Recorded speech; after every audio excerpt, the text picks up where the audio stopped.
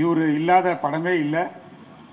Wales ஃபிலிம்லேயும் அவர் ஒரு கம்பெனி ஆர்டிஸ்ட் மாதிரி. வேல்ஸ் ஃபிலிம்னாலே அவர் இருப்பார். அவர் இல்லைன்னா வேல்ஸ் ஃபிலிம் இல்லை, வேல்ஸ் ஃபிலிம் இல்லைன்னா யோகி பாபு இல்லை. ஸோ அவர் அதே போல் தான் சுந்தர் சி சார் படத்துலேயும். ஸோ அஜய் கோஷ் சார் இருக்கார், கருடா ராம், இவங்கெல்லாம் இந்த படத்துக்கு பெருமை சேர்க்கறதுக்காக இருக்காங்க. வேல்ஸ் ஃபிலிம் இன்டர்நேஷ்னல் வந்து 23-24 பப்ளிக் லிஸ்டிங் போயிருக்குது. அதாவது ரீசெண்டாக தமிழ் சினிமாவில் லிஸ்டிங் போன ஒரே கம்பெனி வேல்ஸ் தான். இயக்குனர் சுந்தர் சி இயக்கத்தில் வேல்ஸ் பிலிம்ஸ் இன்டர்நேஷனல் தயாரிப்பு நிறுவனம் தயாரித்திருக்கும் திரைப்படம் மூக்குத்தி அம்மன் 2. இந்த படத்துல நயன்தாரா மற்றும் பலர் நடித்திருக்காங்க. மூக்குத்தி அம்மன் 2 படத்தினுடைய கிராண்ட் பூஜா செரிமனி சமீபத்துல நடந்திருக்கு. 5 வருடங்களுக்கு முன்பு மூக்குத்தி அம்மன் அப்படின்னு ஒரு படம் எடுக்கணும்னு அருமை நண்பர் ஆர்ஜே பாலாஜி வந்து என்னை அப்ரோச் பண்ணி அந்த படத்தினுடைய கதையை சொன்னார். எங்களுடைய குடும்பத்தினுடைய குலதெய்வம் வந்து மூக்குத்தி அம்மன்.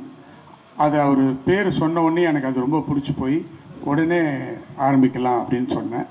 அப்போ அம்மனாக நடிக்கிறதுக்கு யாரை கூப்பிடலாம் அப்படின்னு முடிவு பண்ணும்போது த ஒன் அண்ட் ஒன்லி ஒரே சாய்ஸ் சொன்னது நயன்தாரா அவர்கள்.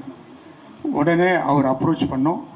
அவங்களும் உடனே அதுக்கு ஒத்துக்கிட்டு வந்து மூக்குத்தி அம்மனாவே அந்த படத்தில் வாழ்ந்தாங்க. அந்த படம் மக்களிடையே பெரிய எதிர்பார்ப்பு கொடுத்துச்சு. அந்த படம் அடுத்து ஒரு 5 வருடங்கள் ஆயிடுச்சு. அதுக்கப்புறம் நானும் அம்மன் படம் ஏதாவது வரும் அப்படின்னு பார்த்துட்டு இருந்தேன். வரா மாதிரி இல்லை. பேன் இந்தியாவாக ஒரு படம் பண்ணணும். அம்மன் படம் எதுவுமே வரல, இங்கே இந்தியாலேயும் வரல, எதுலேயுமே வரல. அதனால் ஏன் நம்ம வந்து மூக்குத்தி அம்மன் 2 பண்ணக்கூடாது அப்படின்னு எங்கள் டீம் வேல்ஸ் டீமோட ஒரு டிஸ்கஷன் நடந்தப்போ இந்த ஃப்ரான்ச்சைசி அப்படின்னு அம்மனுடைய ஃப்ரான்ச்சைசி யாரை வச்சு இதை டைரக்ட் பண்ணலாம் அப்படின்னு நினைக்கும்போது the one and only Sundar C sir தான் இந்த படத்துக்கு. அதாவது அவர் இப்போ வந்து அவரை வந்து ஃப்ரான்ச்சைசி கிங்குன்னே சொல்லலாம். ஏன்னா அரண்மனை அண்டு கலகலப்பு இதெல்லாம் 5, 6 அப்படின்னு எடுத்துகிட்டு போயிட்டு இருக்காரு. அதுவும் எல்லாமே வெற்றி படமாக எடுத்துகிட்டு போயிட்டுருக்காரு. ஸோ உடனே அவரை போய் அப்ரோச் பண்ணி இந்த மாதிரி சார் மூக்குத்தி அம்மன் 2 பண்ணணும் அப்படின்னு கேட்டேன். உடனே எனக்கு ஒரு 1 month டைம் கொடுங்க அப்படின்னு சொன்னார். 1 month முடிஞ்சு ஒரு ஸ்கிரிப்டோடு வந்து ஒரு 3 மணி நேரம் நரேட் பண்ணார். நான் இது வரைக்கும் அந்த மாதிரி ஒரு கதை கேட்கல. ரொம்ப பிரமாதமாக இருந்துச்சு. உடனே சார் நான் நயன் மேடம் கிட்ட பேசிடுறேன், அவங்க டேட் எப்போ கொடுக்குறாங்களோ அப்போ போயிடலாம் அப்படின்னு சொல்லி அது ஒரு சார் சொல்லும்போதே வந்து சார் இதை ஒரு சின்ன படமாக பண்ணால் சரியாக வராது சார், இது ஒரு மிகப்பெரிய படம், பேன் இந்தியாவாக ஹிந்தி, தெலுங்கு, கன்னடம் எல்லாத்துலேயும் சேர்த்து பெருசாக பண்ணணும் அப்படின்னு சொன்னார்.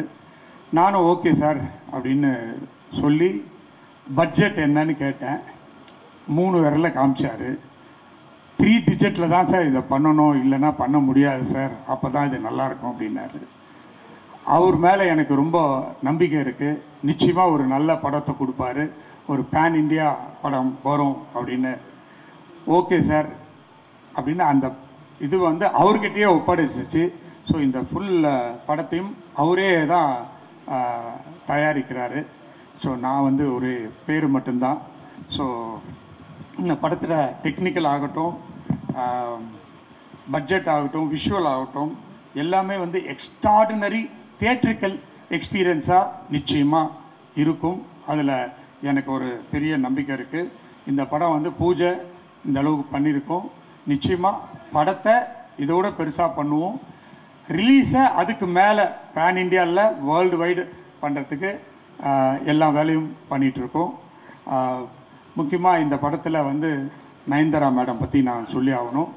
அவங்க கிட்டத்தட்ட 1 மாதமாகவே விரதத்தில் இருக்காங்க.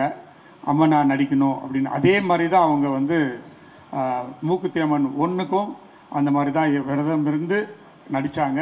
இப்போ ஒரு வாரமாக அவங்க மட்டும் இல்லை, அவங்க வீட்டில் அவங்க குழந்தைங்க எல்லாமே விரதத்தில் இருக்காங்க, இப்போ வந்துக்கிட்டே இருக்காங்க. ஸோ உண்மையாகவே இந்த படத்தில் அவங்க ஒரு அம்மனாகவே வாழ போகிறாங்க அப்படின்றது தான் நான் சொல்லணும். அவங்களுக்கு இந்த கதை ரொம்ப பிடிச்ச கதை, ரொம்ப இன்ட்ரெஸ்டிங்காக இருக்காங்க இந்த படத்தை பண்ணுறதுல. பழைய 1 படத்தில் ஊர்வசி மேடம் நடித்தாங்க, இந்த படத்துலேயும் அவங்க அம்மாவை நடிக்கிறாங்க. அந்த படத்தில் ஹிப்ஹாப் ஆதி அருமை தம்பி எனக்கு ரொம்ப என்னுடைய அன்பு சகோதரர்னு சொல்லலாம். அவர் தான் அந்த ஃபஸ்ட்டு படத்தை மியூசிக் போட்டார்.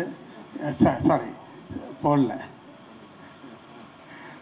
அரண்மனை போட்டார்.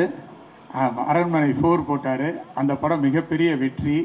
உடனே சுந்தர் சார் சொன்னார், இதுக்கு ஹிப்ஹாப்பை போட்டுடலான்னு. சார் எனக்கு ரொம்ப சந்தோஷம் அப்படின்னு சொல்லி உடனே ஹிப்ஹாப்பும் உள்ளே வந்துட்டார். அருமை சகோதரர் துனியா விஜய் கர்நாடகாவில் பெரிய ஹீரோ, அவர் நடிப்பாரா சார்ன்னு சுந்தர்சி சாரை கேட்டேன்.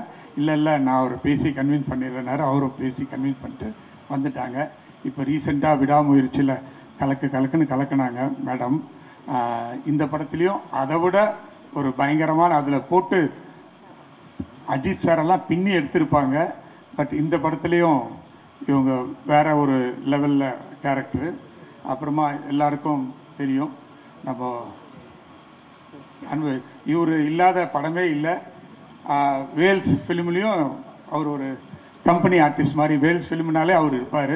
அவர் இல்லைன்னா வேல்ஸ் ஃபிலிம் இல்லை, வேல்ஸ் ஃபிலிம் இல்லைன்னா யோகி பாபு இல்லை. ஸோ அவர் அதே போல் தான் Sundar C sir படத்துலேயும்.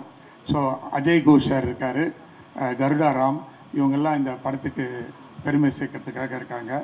Wales film international வந்து 23-24 பப்ளிக் லிஸ்டிங் போயிருக்குது. அதாவது ரீசண்டாக தமிழ் சினிமாவில் லிஸ்டிங் போன ஒரே கம்பெனி வேல்ஸ் தான். ஸோ இப்போது நாங்கள் ஒரு ரீஸ்ட்ரக்சர் பண்ணி ஒரு நிறைய படங்களை லைனப் பண்ணியிருக்கோம். அதுக்காக ஒரு தனி ஃபங்க்ஷனே இருக்குது. கூடிய விரைவில் அந்த ஃபங்க்ஷனில் நம்ம எல்லோரும் மீட் பண்ணுவோம். அப்போது வேல்ஸ் ஃபிலிமுடைய லைனப்ஸ்லாம் சொல்லுவோம். வேல்ஸ் ஃபிலிமில் வந்து பெங்களூரில் வேல்ஸ் ஜாலிவுட் அப்படின்னு ஒரு என்டர்டெயின்மெண்ட் பார்க் அண்ட் ஸ்டுடியோ இருக்குது. அதுவும் வேல்ஸ் ஃபிலிமோட சேர்ந்தது தான். அது மட்டும் இல்லாமல் தியேட்டர்ஸ், டிஸ்ட்ரிபியூஷன்ஸ், இதெல்லாம் வேல்ஸ் ஃபிலிம்ஸில் ஒர்க் நடந்துகிட்டு இருக்குது. ஸோ சினிமாவில் ஒரு பெரிய, என்னுடைய ஃபாதர் மறைந்த ஐசரி வேலன் வந்து காமெடி நடிகர், மறைந்த எம்ஜிஆரோட நிறைய படங்கள் நடித்தவர். அந்த ஒரு பேஷனில் நான் ஒரு மூவிஸ் பண்ணணும் அப்படின்னு ஒரு ஆசையில் பண்ணிகிட்ருக்கேன். அதுக்கு எல்லாரும் நல்ல ஹெல்ப் பண்ணிகிட்ருக்காங்க. ஆக்சுவலாக ரீஸ்ட்ரக்சர் பண்ணி வேல்ஸ் ஃபிலிமில் பெரிய பட்ஜெட்டில் எடுக்கிற முதல் படம் மூக்குத்தி அம்மன் 2 அப்படின்றத இங்கே நான் சொல்லிக்கொள்வதில் ரொம்ப சந்தோஷப்படுறேன். வேல்ஸ் ஃபிலிம் இன்டர்நேஷ்னலோடு சேர்ந்து ஐவிவி, ஆவணி, ரவுடி பிக்சர்ஸ் எல்லோரும் சேர்ந்து இந்த படத்தை தயாரிக்கிறதுல எனக்கு மிக்க மகிழ்ச்சி. இந்த விழாவுக்கு வந்த அனைவருக்கும் என்னுடைய மனமார்ந்த நன்றியை தெரிவித்து விடைபெறுகிறேன். நன்றி, வணக்கம்.